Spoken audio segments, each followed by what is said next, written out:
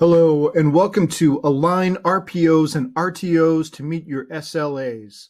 Today's webinar is sponsored by Veeam and produced by Actual Tech Media. My name is Scott Becker. I'm from Actual Tech Media, and I'm excited to be your moderator for this special event. Now, before we get to today's great content, we do have a few housekeeping items that will help you get the most out of this session. First off, we do want this to be an informative event for you, so we encourage any questions in the questions box in our webinar control panel. We'll have an expert from Veeam responding to questions in chat during the live event. That Q&A panel is also the place to let us know about any technical issues you might be experiencing. A browser refresh will fix most of those, but if it doesn't work, just let us know in the Q&A and we will provide you with further technical assistance.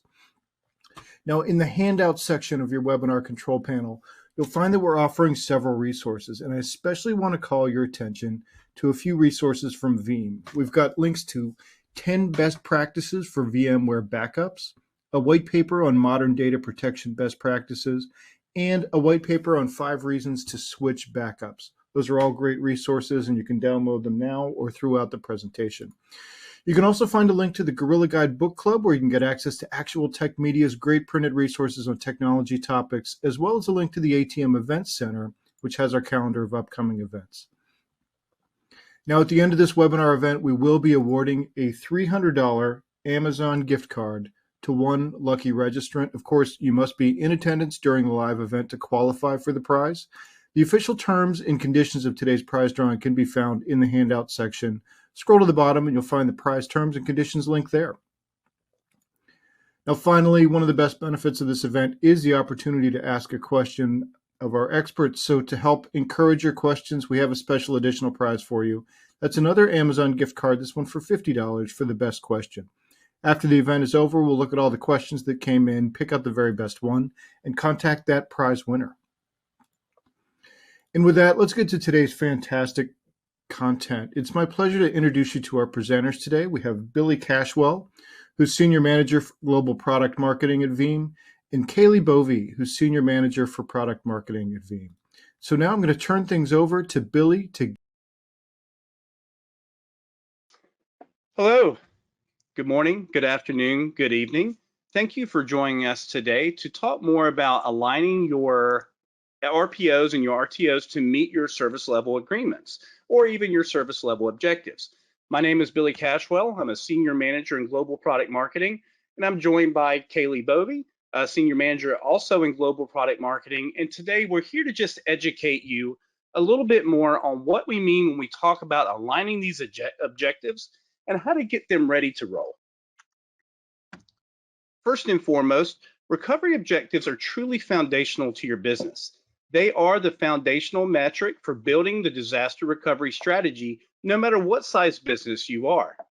You have to consider that building your backup and recovery strategy truly needs to be based around what your recovery objectives are, specifically what they are for which department, and do your specific applications have any specific recovery objectives tied to them, or maybe even industry standards. By figuring out what these are, it helps to give you the confidence that you're ready to recover without losing any data and impact on your business processes, but most specifically, to help you protect your business brand. We all know when we've seen issues from cyber threats or companies losing data or data being let out in the world, that it's really damaging to your brand and it's hard to come back from that. So Kaylee, talk to us a little bit about how to understand the differences between RPO, recovery point objectives, and RTO, recovery time objectives. Perfect.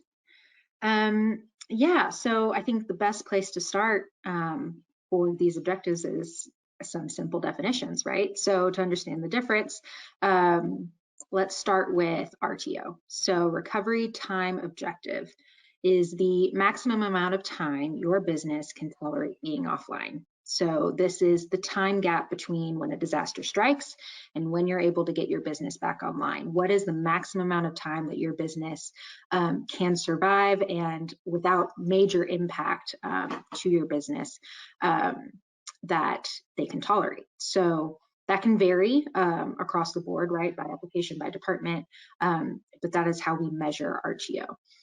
RPO, on the other hand, is recovery point objective. So the maximum amount of data loss your business can tolerate. This is also expressed in time, which can get a little confusing since both of these are expressed in a metric of time, but this is specifically the recovery point, or the time, the point in time in the past that you are able to restore from, and that amount of data loss from disaster to that recovery point that your business can tolerate. So those are the two definitions that we'll use for the rest of the presentation. So on the next slide, I believe we're going to go over some important questions. So understanding those two definitions, these are some questions to keep in the back of your mind as we kind of talk about calculating RTOs and RPOs and planning for them. So one, what types of backups you should run for certain business critical applications, right? So different applications are going to have different objectives, right? They're going to have different RPO and RTO needs, which will then impact what types of backups you run for them. Secondly, how frequent those backups should take place, right? So something with a small tolerance for downtime or a really short tolerance for data loss is going to need more frequent backups. Right. And then how are you protecting your backups from cyber threats? So those backups are your lifeblood. They are the thing that your recovery is dependent on, right? So if you don't have successful backups or protected backups that you can lean on in an event of disaster, you don't have a good recovery plan, right? So we want to make sure that those are protected from cyber threats at their core and they're secure. So keep those in the back of your mind too as we go through this. Absolutely, and it's really important that we mention cyber threats now. And I'm just going to go back one slide to make one point that in the past, days of old, everything was about recovery time objectives. Just how fast can I get it back? How long is something down?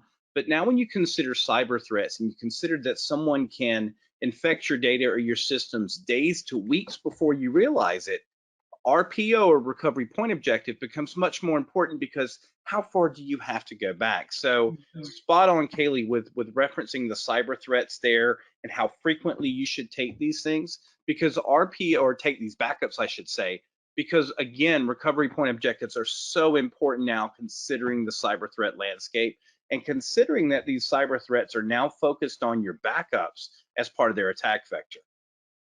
So let's get into how to calculate that recovery point objective. So how do you calculate it? Three pretty easy things. What is the frequency of your file updates? Are there any do you have a business continuity plan? Hope so. As part of that, what RPOs do you need to align to reach those objectives? And then finally, what types of industry standards do you need to adhere to?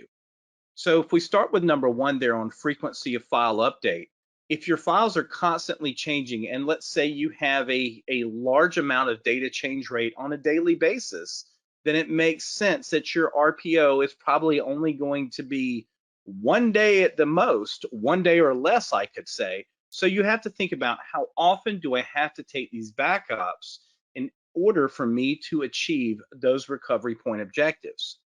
Again, think about your business continuity plan.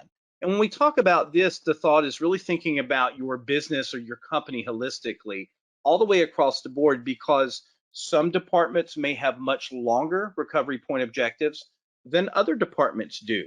Again, that's really based on criticality of data, how much something is updated. Like we just talked about number one, are there applications that really require that always on type state? And then finally, consider the industry standards. Are you in the financial industry? If you're a bank, what do those standards say? Are you in the medical industry? What are the standards that come along with that? How much time you can be down is often something specific to your business, but many industries out there are regulated and do have regulations that state you can only be down, or some data cannot ever be lost or needs to be retained for a certain amount of time. So if we break this into different, just basic categories today, we just wanted to share with you guys some of the basics. Obviously, everyone's recovery time and recovery point objectives are going to be specific to their business and their workloads and what their needs are. But if you consider What are the core RPOs? One of those would be 0 to 1 hour. So this is seconds to minutes, all the way up to 1 hour. And this is really that business critical data, that top tier, tier 1 workload that your business really can't live without, and you cannot stand to have any type of data loss with it. Then we move on to 1 to 4 hours. When we consider 1 to 4 hours, we're talking about applications that are deemed semi-critical, probably the second thing that needs to kind of come back up as part of disaster recovery, and a little bit of data loss is acceptable here. It's not desired. No one wants data loss, but sometimes it does happen. It's the nature of technology. Go on to 4 to 12 hours. Again, this is for business units that update daily or even less frequently than that. Maybe they can stand to have just a few hours versus seconds to minutes. And then finally, the longer RPOs out there, which are important, but they're not necessarily critical. And it's really important to point out that most of the time out there in IT departments, business units rarely exceed 24 hours in the amount of time they can stand to lose data.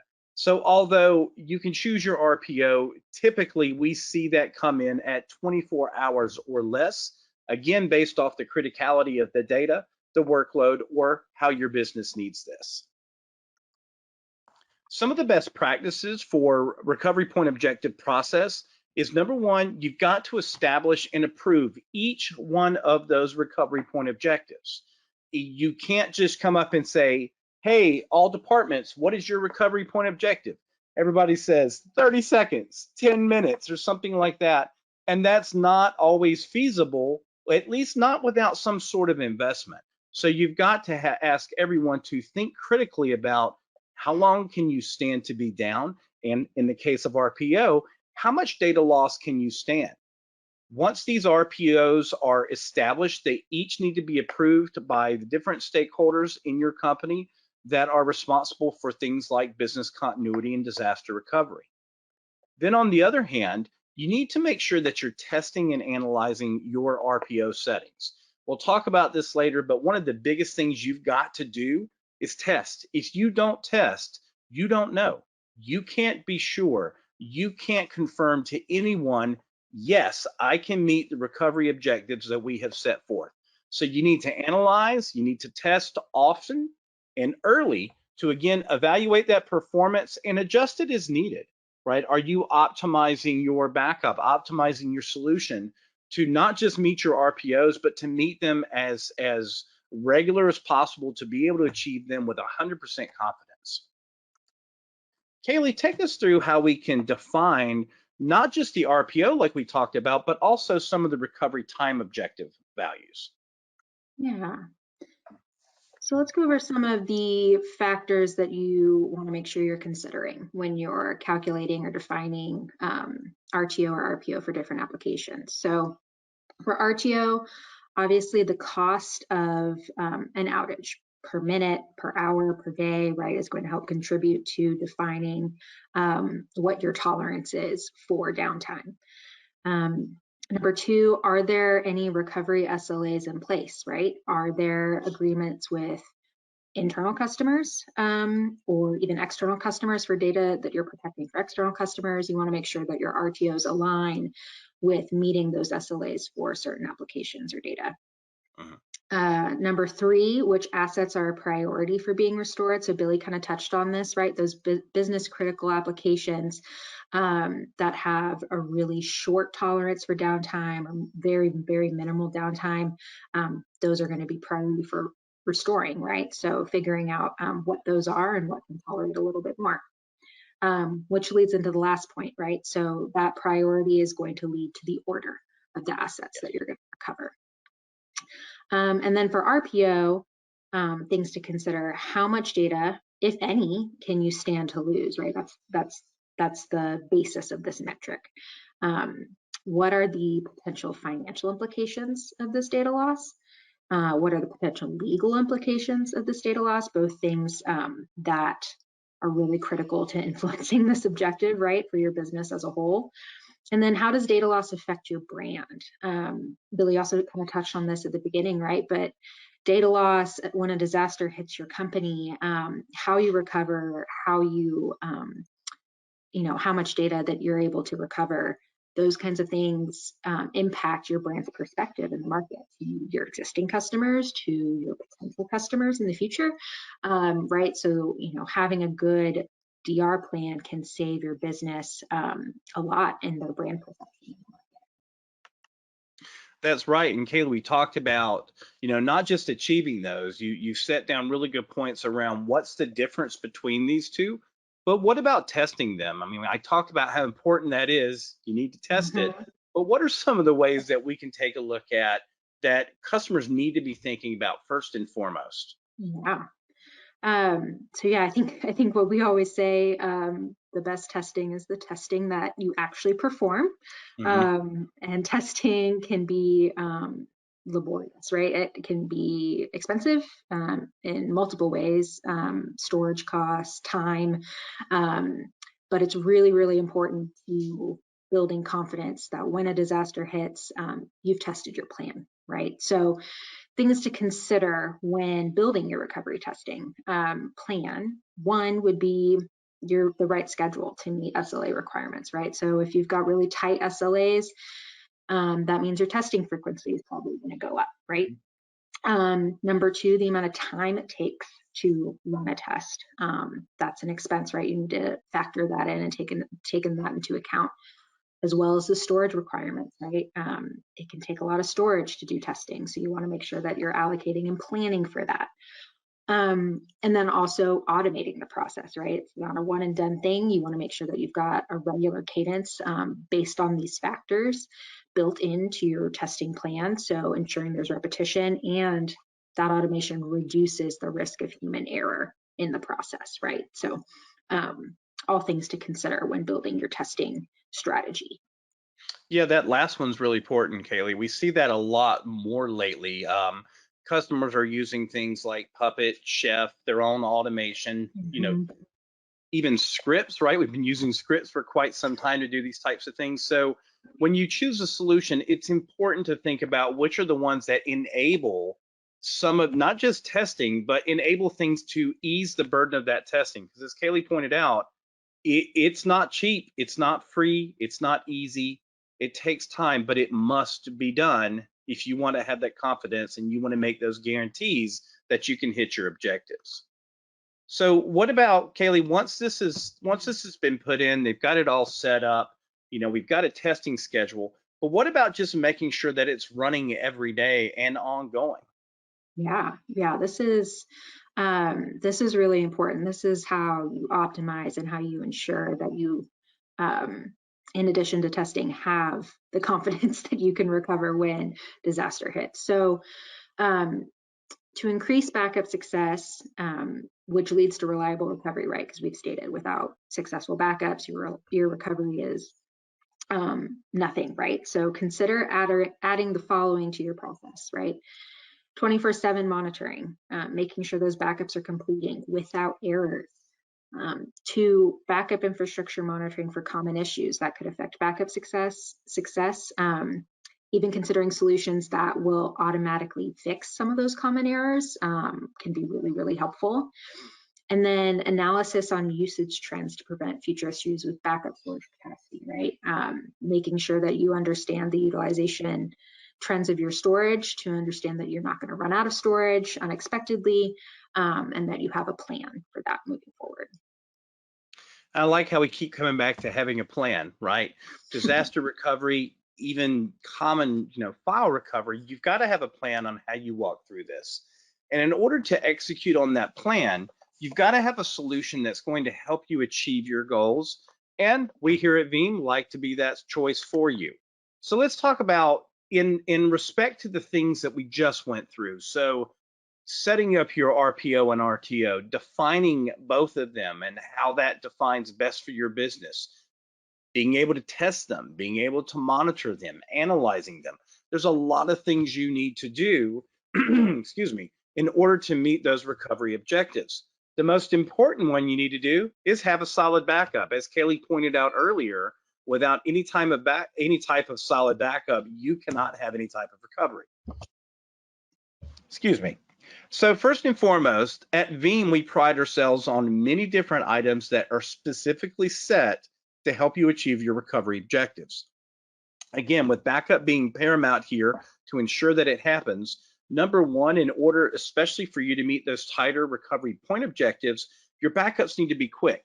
Veeam backups are built for speed, leveraging imaging technology, snapshots, whether it be hardware or virtual, to get those backups done quickly. In order to perform DR, you've got to protect everything. And that's why it's important that you have a product that not, or I should say a solution, not just a product, that not only protects what you've got, but is always looking for things that you add so you can be ensured that you are protecting everything inside of your data center that is important to your business. It's valuable that these backups are portable by design, because where you recover today may not be where you recover tomorrow. You may want to recover to a different site, or even, as we're starting to see a lot more of lately, out to the public cloud or to your provider's environment. As such, having a backup format that is truly portable and meant to be moved around makes this a lot easier and helps you achieve those goals. Your data, specifically backups. Remember, I mentioned that cyber threats are now looking into your backups in their attack vector of things that they can go infect to get access into your business and into your systems. And in order to protect these backups, you have to ensure that they are 100% ransomware proof through something like immutability technology that ensures nothing can change that file until its timer runs out. And then finally, especially when it comes to backup, it just needs to work. When it comes to backup, when it comes to recovery, having a product that has accolades in the industry, and customers actually say this is not a marketing term. We love to hear the terms that it just works, and to see that when customers needed a solution the most, they had something that was simple, flexible, always reliable, and powerful enough to achieve their goals. Recovery. This is kind of where everything stops, right? This is where, if this does not work, you have bigger problems. So at Veeam, we pride ourselves on being able not just to hit those recovery point objectives, but to hit that recovery time objective, which needs to be fast. So in addition to fast backups, we have lightning fast restores, meaning that they're instant. We like to say, why wait when something can be instant? And when we talk about instant recovery, we don't mean kind of instant, we mean instant, immediately.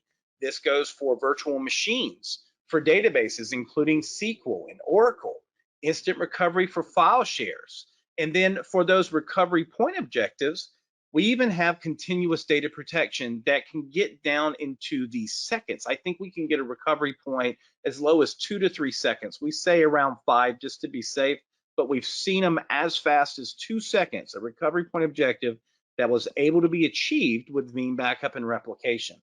And then again, just like the portability and backup, you can recover from any Veeam backup to VMware, to Hyper-V, or even out to Nutanix AHV with our latest release. So you truly have flexibility in where you're recovering that, so that you can meet those objectives because you're not constrained to time or to location in any way. When it comes to testing, one of the most important things, you've got to do it. But as we said before, it's not easy, it's not fast, and it's not cheap if you do it without Veeam. So with Veeam, we can truly change things here because we have many technologies built into our backups that are automated and part of the process to ensure that you are getting a backup done, it backed up what you said it needed to back up, and it's tested to ensure that it can be recovered. Again, all of this is done with built-in automation to help increase not only the reality of actually getting the testing done, but getting it done in such a regular, repetitious manner that you're not having to deal with human errors. Again, that testing should be done in isolation. VMware was born in virtualization. As such, we leverage virtualization in so much of what we do, including the ability to stand up an instant testing lab directly from your backup. On top of all of these things, you can make sure that you're scanning your backups when they're created. You can even scan them as part of Secure Restore when they're coming back in the event something was latent waiting in your backups, waiting to come out and infect you. We have products like our disaster recovery orchestrator that takes things to a whole nother level with talking about they can instantly, or the disaster recovery orchestrator can instantly and automate testing your disaster recovery. And this is important because we're talking about across the board, not just a specific application or file. We're talking about DR of critical systems or the entire data center. This can be done with zero impact testing because, again, we do our tests directly from the backups. And then with monitoring and analytics, as Kaylee pointed out, you've got to be vigilant. You've got to watch these things 24 hours a day, 7 days a week, 365 days a year, and have real-time visibility to be able to be alerted or be notified anytime something is going on. Imagine if your product could proactively alert you to let you know, I'm running out of storage. There's some activity that looks like it's a little off. It could be a cyber threat, or these files are constantly being skipped, or this storage was not available. There's so many things that can affect your backups. And remember, if your backups don't come through, your restores are never going to work. You won't even have them. You've got to be able to automate this testing and the monitoring as well, and apply some diagnostics to that. So think about things like your backups. Like I said, so many things could cause them to fail, so many things. We used to joke in the industry that if you have a problem in your IT data center, put a backup product in. It will find everything that's wrong with the network and the storage and everything else. So all of this is partly built into what we're doing here at Veeam to help you reduce costs with things like watching out for common issues. If common issues are seen, we can remediate these things automatically to, again, ensure that your backup completes inside of the window. Going back to items like disaster recovery orchestration, more often than not, companies and even some insurance companies are requiring the DR documentation and recovery documentation to be shown in order to approve plans, approve budgets, or even apply some type of cybersecurity insurance to you. And then finally, being able to verify those applications actually work is everything, because you can always put back the data, but can you turn it back on? Can you power on that application and it come back to work as you expect it to? Because only until that happens is when you're truly recovered from the disaster. So many important things to consider that Veeam can provide in addition to the basic backup and recovery. So to learn more about these things, you could consider checking out many of the resources we have. We've got a QR code that's live on the screen here that you can take a quick shot of. Please go out and download a trial of Veeam Backup and Replication and find out why millions of customers already have said it just works. You can follow Veeam on social media for the latest news and updates. And if you're new to Veeam, we have an extensive community of both Veeamers and Veeam customers that are crazy about the product, that talk about it all the time, that are there to help you out, there to help answer questions, there to share things like scripts and how they're using APIs. There's so much wonderful information out there. So snap a shot of this QR code, use it to go out to the website and learn even more. We appreciate your time today. Hopefully we were able to help you understand a little more about your recovery point objective, your recovery time objective, and how to really align those and set them up accordingly to meet your service level objectives and ultimately your service level agreements. So from Kaylee and I both, thank you, have a great day, and thanks again for making Veeam your choice.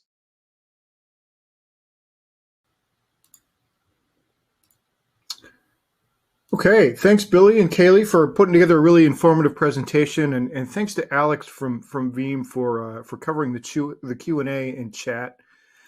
We really appreciate your time today. And before we wrap up, we do have one more piece of business. It's the $300 Amazon gift card prize drawing.